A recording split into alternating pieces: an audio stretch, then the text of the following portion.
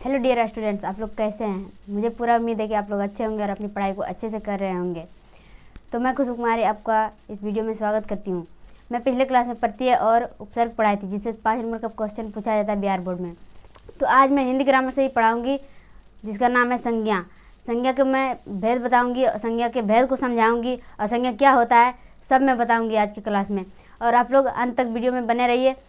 आप लोग चैनल को सब्सक्राइब कीजिएगा और वीडियो को शेयर कीजिएगा, और वीडियो अच्छा लगे तो आप लोग लाइक भी कीजिएगा। चलिए वीडियो को आगे बढ़ाते हैं। आज का टॉपिक है संज्ञा। क्या है?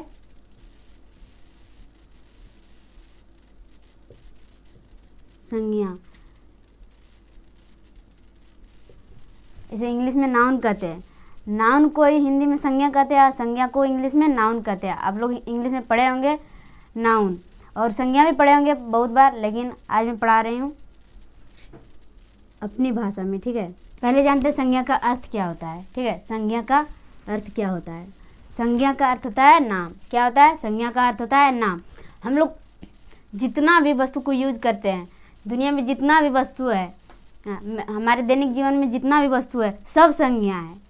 क्या है? सब संज्ञा है। हम लोग अभी बोर्ड पर लिख रहे हैं, ये भी संज्ञा है। हम मार्कर से भी लिख रहे हैं, ये भी संज्ञा है। आप लोग वीडियो देख रहे हैं मोबाइल से, वो भी संज्ञा है। कोई भी वस्तु हो, सब संज्ञा है। ठीक है, आपका नाम भी संज्ञा है, मेरा नाम भी संज्ञा है। ठीक, अर्थ ही होता है नाम। क्या होता है? संज्ञा का अर्थ ही होता है नाम। कोई भी नाम हो, संज्ञा का अर्थ होता है नाम। संज्ञा की परिभाषा जानते हैं। क्या है? किसी। किसी मतलब कोई भी हो सकता है। किसी व्यक्ति। ये क्या है? व्यक्ति। व्यक्ति कौन हो सकता है? हम लोग ही ना हो सकते हैं। आदमी को ही व्यक्ति कहा जाता है, जानवर को नहीं। आदमी को ही व्यक्ति कहा जाता है। कोई भी व्यक्ति हो, क्या है? कोई भी व्यक्ति हो, उसका नाम संज्ञा है। क्या है? संज्ञा है। वस्तु। वस्तु क्या है? ये अभी बोर्ड है, ये वस्तु है। मार्कर है, ये वस्तु है। आप लोगों की किताब कॉपी है, वो वस्तु ही है। ठीक है, उसके बाद है स्थान। स्थान आप लोग जहाँ रह रहे हैं वो स्थान है।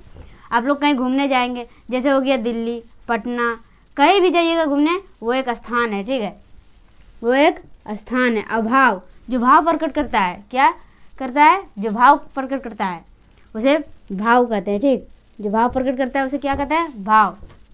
जैसे मैं बता दें, बुढ़ापा। बुढ़ापा क्या है? भाव प्रकट करता है। वो बुढ़ापा को हम देख नहीं सकते। ठीक है, बुढ़ापा को हम महसूस करते हैं कि मेरा शरीर क्या हो गया? बुढ़ापा हो गया, बुढ़ापा लायक हो गया। ठीक, आदि के नामों को संज्ञा कहते हैं। ठीक, आप लोग नोट कर लीजिएगा। संज्ञा के 5 भेद होते हैं। क्या होते हैं? संज्ञा के 5 भेद होते हैं। उसका ट्रिक भी है याद करने का, मैं ट्रिक भी बताऊंगी क्या है। संज्ञा के 5 भेद होते हैं। ठीक है, पहला जातिवाचक संज्ञा, दूसरा व्यक्तिवाचक संज्ञा, तीसरा द्रव्यवाचक संज्ञा, चौथा समूहवाचक संज्ञा, और 5वां भाववाचक संज्ञा। इसका एक ट्रिक है याद करने की। ठीक है, ये लिखती हूँ, आप लोग को ये तो याद रहेगा ना। यादव सभा, जो से जातिवाचक संज्ञा,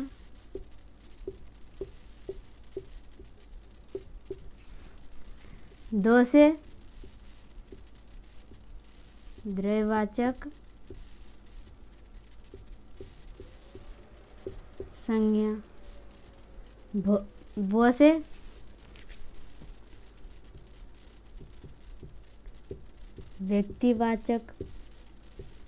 से व्यक्तिवाचक संज्ञा, सो से समूहवाचक संज्ञा,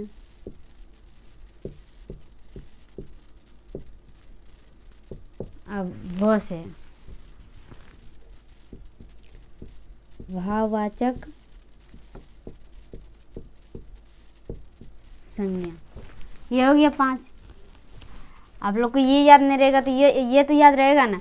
यादव सभा, जो से जातिवाचक संज्ञा, दो से द्रव्यवाचक संज्ञा, वह से व्यक्तिवाचक संज्ञा, सो से समूहवाचक संज्ञा, भो से भाववाचक संज्ञा। ठीक है, अब ये 5 का परिभाषा में दे करके समझाऊंगी। ठीक, ये 5 का परिभाषा में दे करके इसका उदाहरण भी दूंगी और अच्छी तरीके से समझाऊंगी और अपनी भाषा में समझाऊंगी, ताकि आप लोग को समझ में आ जाए।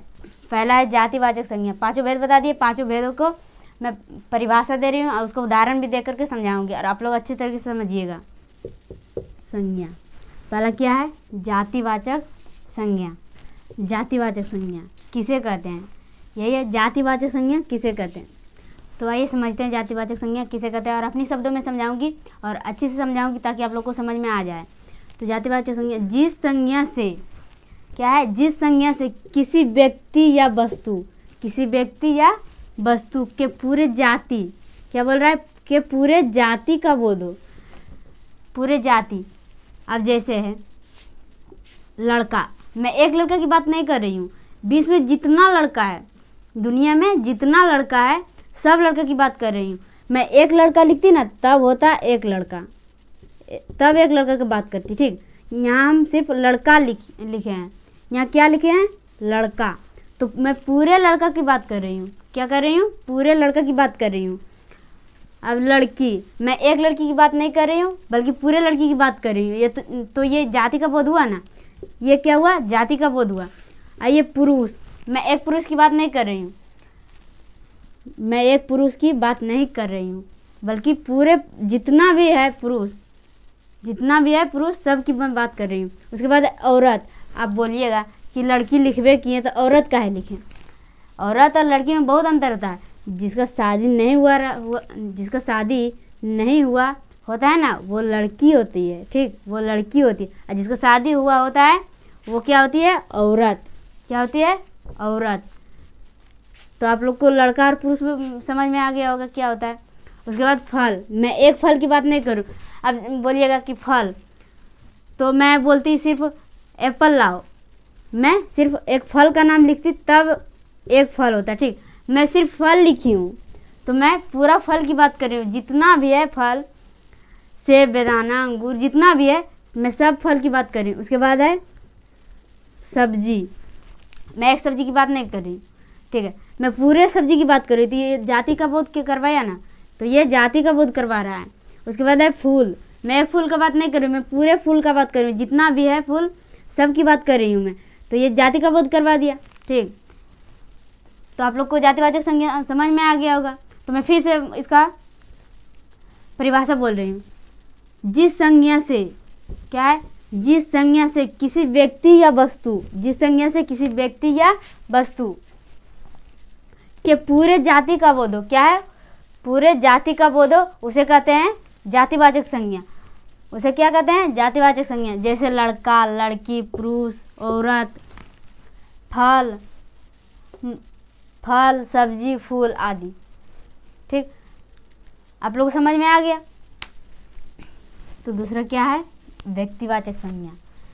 व्यक्तिवाचक संज्ञा क्या है, जिस संज्ञा से, क्या है, जिस संज्ञा से किसी खास, खास बोल रहा है यहाँ, आप लोग समझिए कि खास क्या हो सकता है। किसी खास बोल रहा है, किसी खास व्यक्ति, वस्तु, स्थान का बोध हो, किसी खास व्यक्ति, वस्तु, स्थान का बोध हो, उसे कहते हैं व्यक्तिवाचक संज्ञा। उसे क्या कहते हैं, व्यक्तिवाचक संज्ञा। अब जैसे मैं राम, राम क्या है, एक व्यक्ति है। राम नाम का तो बहुत सारा आदमी होगा, लेकिन ये एक अपने में खास है। क्या है, अपने में खास है। ये क्या करवा रहा है, व्यक्तिवाचक का बोध। क्या करवा रहा है, व्यक्तिवाचक। श्याम, श्याम नाम का आदमी, अब श्याम तो एक खास आदमी था, उसके नाम पर क्या हो गया होगा, कोई और नाम रख दिया होगा, लेकिन श्याम एक खास है, अपने में खास है, ठीक। महाभारत, महाभारत तो एक ही है, महाभारत तो एक ही हुआ है, ये खास है। रामायण, रामायण भी एक ही हुआ है, रामायण क्या है, एक ही अपने में खास है ये। उसके बाद दिल्ली, दिल्ली एक शहर है। क्या है, दिल्ली एक शहर है जो कि अपने में खास है। ये क्या है, अपने में ये खास है। पटना, पटना भी एक शहर है जो कि अपने में खास है, ठीक। ये क्या करवा रहा है, व्यक्तिवाचक संज्ञा का बोध करवा रहा है। क्या करवा रहा है, व्यक्तिवाचक संज्ञा का बोध करवा रहा है। तो आप लोग को व्यक्तिवाचक संज्ञा समझ में आ गया होगा, और हमको पूरा उम्मीद है कि आ ही गया होगा समझ में अच्छे से, क्योंकि मैं अपनी भाषा में समझा रही हूँ, किताबी भाषा में बिल्कुल नहीं समझा रही हूँ, ठीक है। तीसरा है समूह वाचक संज्ञा क्या है? समूहवाचक संज्ञा। समूह क्या होता है? समूह जहाँ एक से ज़्यादा आदमी रहे वह समूह हो गया। जैसे मेला, मेला में एक आदमी थोड़ी ना जाता है, मेला में बहुत सारा आदमी जाता है मेला घूमने, तो वो क्या हो गया? समूह हो गया, वो एक समूह हो गया। तो मैं इसका परिभाषा लिख रही हूँ, ठीक। जिस संज्ञा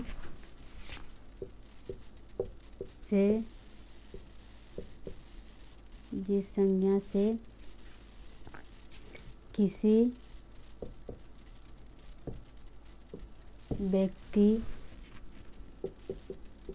या वस्तु के पूरे समूह का बोध हो उसे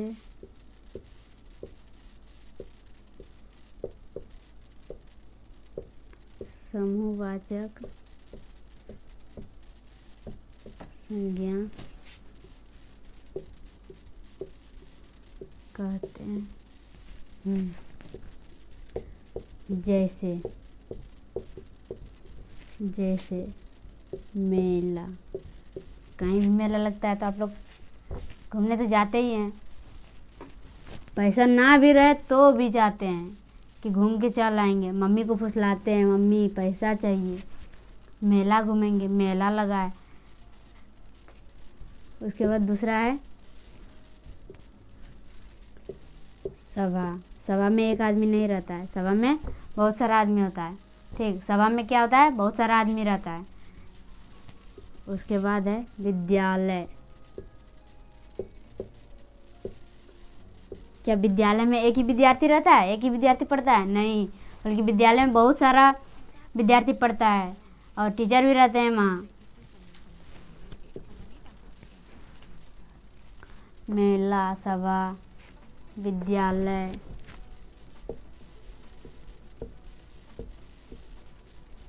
गुच्छा। गुच्छा में एक ही फल थोड़ी ना रहता है, गुच्छा में बहुत सारा फल रहता है। जैसे अंगूर, अंगूर का एक गुच्छा है तो उसमें एक फल थोड़ी ना रहता है, एक अंगूर थोड़ी ना रहता है, उसमें बहुत सारा अंगूर रहता है, इसलिए उसका नाम गुच्छा पड़ा है। तो जिसमें एक से ज़्यादा रहे वो क्या होता है? समूहवाचक संज्ञा। क्या होता है? समूहवाचक संज्ञा। आदि। मेला में एक व्यक्ति मेला देखने नहीं जाता है, बल्कि बहुत सारा व्यक्ति मेला देखने जाता है, तो वहाँ भीड़ होता है। क्या होता है? वहाँ भीड़ होता है, इसलिए यहाँ समूहवाचक संज्ञा का बोध करवा रहा है। ये समूहवाचक संज्ञा का बोध करवा रहा है। सभा में एक व्यक्ति नहीं रहता है, बल्कि बहुत सारा व्यक्ति रहता है, इसलिए यहाँ समूहवाचक संज्ञा का बोध करवा रहा है ये। विद्यालय में एक विद्यार्थी पढ़ने नहीं जाता है, बल्कि विद्यालय में बहुत सारा विद्यार्थी पढ़ने जाता है। जहाँ पे क्लास 1 से 5 रहता है वहाँ 1 से 5 तक जाता है, जहाँ 5 से लेकर के 10 तक रहता है वहाँ 5 से 10 तक पढ़ने जाता है, सब बच्चे पढ़ने जाता है, ठीक। बहुत सारा विद्यार्थी रहता है विद्यालय में। उसके बाद गुच्छा में एक फल नहीं रहता है, एक ही अंगूर नहीं रहता। अंगूर का बात ले लेते हैं। एक अंगूर का गुच्छा है तो एक अंगूर का गुच्छा में कभी अंगूर का गुच्छा देखे हैं तो एक अंगूर रहता है उसमें? नहीं ना। एक गुच्छा में कितना रहता है? करीब 10 गो रहता है, या तो 10 से प्लस भी रहता है, ठीक, लेकिन कम नहीं रहता। एक तो कभी रहता ही नहीं है। एक गुच्छा में एक कभी नहीं रहता है, एक अंगूर कभी नहीं रहता है, आदि। तो ये क्या करवा रहा है? ये करवा रहा है समूहवाचक संज्ञा का बोध। ये क्या करवा रहा है? समूहवाचक संज्ञा का बोध। तो आप लोग समूहवाचक संज्ञा याद हो गया होगा, फिर से मैं बता दे रही हूँ, ठीक है। समूहवाचक संज्ञा जिस संज्ञा से किसी व्यक्ति या वस्तु के पूरे समूह का बोध करवाता है, के पूरे समूह का बोध हो उसे कहते हैं समूहवाचक संज्ञा। क्या कहते हैं? समूहवाचक संज्ञा। पूरे समूह बोल रहा है यहाँ, क्या बोल रहा है? पूरे समूह। तो मेला में कितना रहता है आदमी? एक थोड़ी ना रहता है, मेला में बहुत सारे आदमी जाता है मेला देखने। उसके बाद है सभा में एक व्यक्ति नहीं रहता है, बल्कि बहुत सारे व्यक्ति रहता है। उसके बाद है विद्यालय में एक विद्यार्थी नहीं रहता है, बल्कि बहुत सारे विद्यार्थी रहता है। और गुच्छा में एक ही अंगूर नहीं रहता है, अंगूर का ही गुच्छा ले रहे हैं हम, अंगूर का गुच्छा ही ले रहे हैं। अंगूर का गुच्छा में एक अंगूर नहीं रहता बल्कि बहुत सारा अंगूर रहता है। ठीक, तो आप लोग को समूहवाचक विसंज्ञा अच्छे समझ में आ गया होगा। तो मैं अब बता रही हूँ द्रव्यवाचक संज्ञा। क्या बता रही हूँ? द्रव्यवाचक संज्ञा, जिसे मापा या तोला जा सकता है। किया जा सकता है? जिसे मापा या तोला जा सकता है, उसे कहते हैं द्रव्यवाचक संज्ञा। उसका परिभाषा में लिख रही हूँ। ये क्या है? द्रव्यवाचक संज्ञा। द्रव्यवाचक संज्ञा किसे कहते हैं? जिस संज्ञा से किसी वस्तु को मापा या तोला जा सके। जिस संज्ञा से किसी वस्तु को मापा या तोला जा सके। मापा या तोला जा सके। मापा किसे जाता है, तोला किसे जाता है? अब उदाहरण में दिए हैं, चावल। चावल को हम लोग लाते हैं दुकान से तो तौल के लाते हैं, या तो उसका एक पैकेट खरीदते हैं ना, तो उसमें रहता है 25 या 26 kg। ठीक, तो वो तौला हुआ रहता है। क्या रहता है? तौला हुआ रहता है। चावल को गिन नहीं सकते, क्योंकि 1 kg चावल को गिनते गिनते हम लोग को 2 दिन 3 दिन लग जाएगा। उसके बाद दाल को भी हम लोग लाते हैं तो तौल के लाते हैं। क्या करके लाते हैं? तौल के लाते हैं। दुकान से लाते हैं, तौल के लाते हैं। सोना को भी तौला जाता है। क्या किया जाता है? तौला जाता है सोना को। चांदी को भी तौले या मापा जा सकता है। हीरा को भी तौला जाता है। हीरा को क्या किया जाता है? तौला जाता है। मोती को गिना जाता है। क्या किया जाता है? मोती को गिना जाता है। दूध को हम लोग माप के लेते हैं। ठीक, एक पौआ ही रहता है, जो एक पौआ रहता है, रहता है वो उसको एक पौआ दिया जाता है, दूध माप के दिया जाता है। और जो आधा kg लेता है उसको भी वही मापने वाला जो रहता है उसे माप के देता है 2 बार, ताकि उसको आधा kg पूर जाए। उसके बाद दही भी माप के दिया जाता है। क्या किया जाता है? दही को भी माप के दिया जाता है। ये सब क्या करवा रहा है? द्रव्यवाचक संज्ञा का बोध करवा रहा है। क्या करवा रहा है? द्रव्यवाचक संज्ञा का बोध करवा रहा है। फिर से मैं बोल रही हूँ, जिस संज्ञा से किसी वस्तु को मापा या तोला जा सकता है। क्या किया जा सकता है? मापा या तोला जा सकता है, उसे कहते हैं द्रव्यवाचक संज्ञा। उसे क्या कहते हैं? द्रव्यवाचक संज्ञा। जैसे चावल, दाल, सोना, चांदी, हीरा, मोती, दूध, दही, ये सब क्या हो गया? द्रव्यवाचक संज्ञा हो गया। आप लोगों को समझ में आ गया होगा द्रव्यवाचक संज्ञा किसे कहते हैं। क्या है? भाववाचक संज्ञा किसे कहते हैं? क्या है? भाववाचक संज्ञा किसे कहते हैं। ठीक, जिस संज्ञा से किसी व्यक्ति या वस्तु, क्या है? जिस संज्ञा से किसी व्यक्ति या वस्तु का भाव प्रकट हो। क्या हो? भाव प्रकट हो, उसे कहते हैं भाववाचक संज्ञा। उसे क्या कहते हैं? भाववाचक संज्ञा कहते हैं। अब जैसे में क्या है? जैसे में अच्छाई क्या है? हम लोग अच्छाई को अगर जो अच्छा काम करते हैं तो कोई और देखता है कि हाँ ये अच्छा काम किया है। ठीक, हम लोग अपने आप में नहीं ना देखते कि हम अच्छा काम किए हैं कि ना किए हैं। तो हम लोग भाव को प्रकट करते हैं। क्या करते हैं? भाव को प्रकट करते हैं। अच्छाई क्या है? भाव को प्रकट करता है। ठीक, बुराई, कोई बुरा काम करता है, कोई व्यक्ति बुरा रहता है।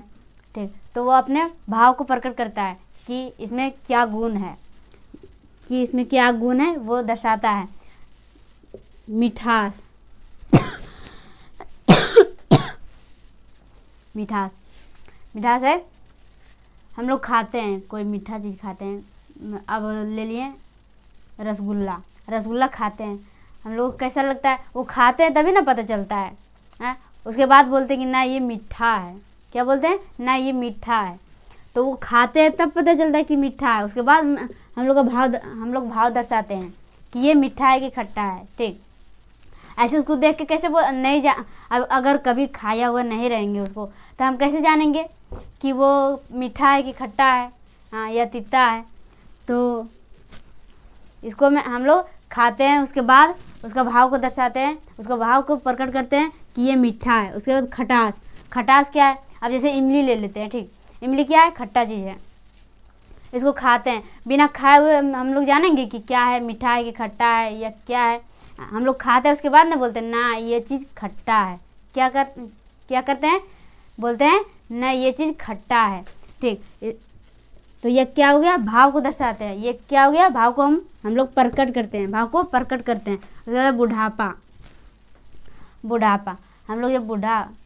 हम लोग तो नहीं, जो मतलब लड़का है, जो अभी हम लोग के दादा हैं, हम लोग के पूर्वज, वो लोग बूढ़ा है।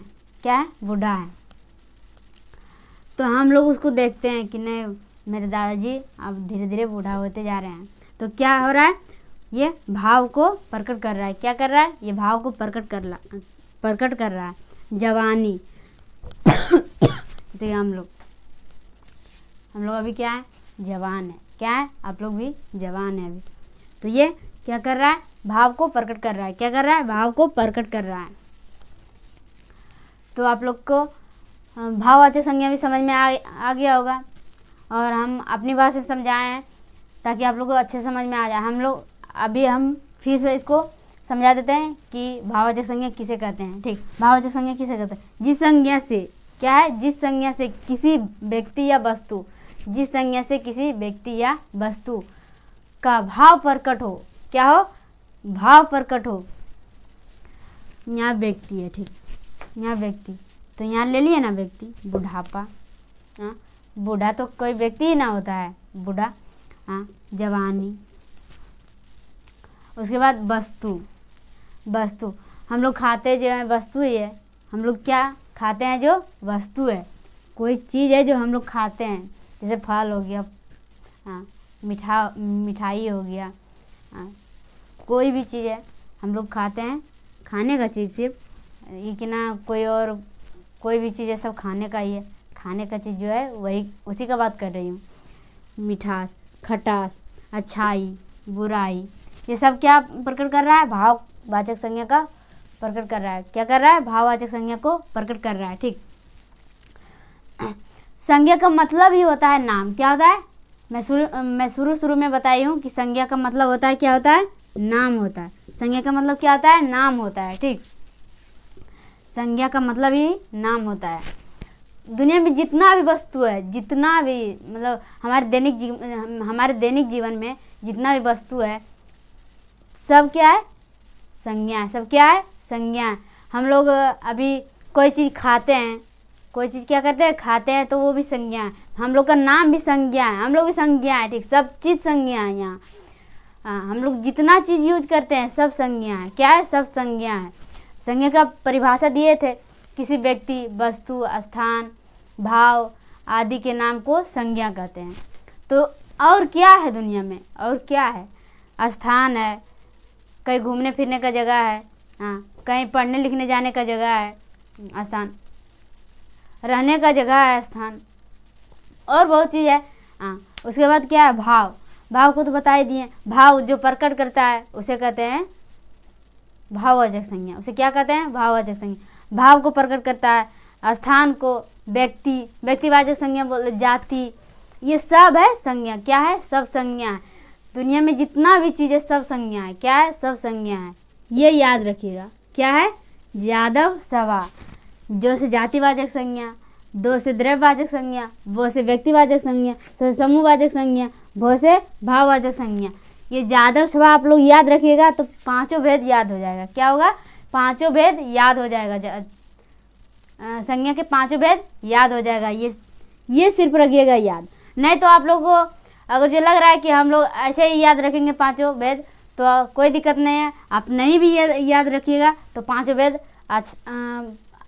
भेद आसान है, ताकि आप लोग को याद हो जाए। मैं इसलिए ये बताई हूँ ट्रिक कि आप लोग को नहीं भी याद रहेगा भेद, पांचों भेद, तो इसके द्वारा आप लोग याद रखिएगा। कोई डाउट हो तो पूछिए। ठीक, हम सब बताने की कोशिश करूँगी और अपनी भाषा में समझाऊँगी सब चीज़। और मिलते हैं अगले क्लास में। धन्यवाद।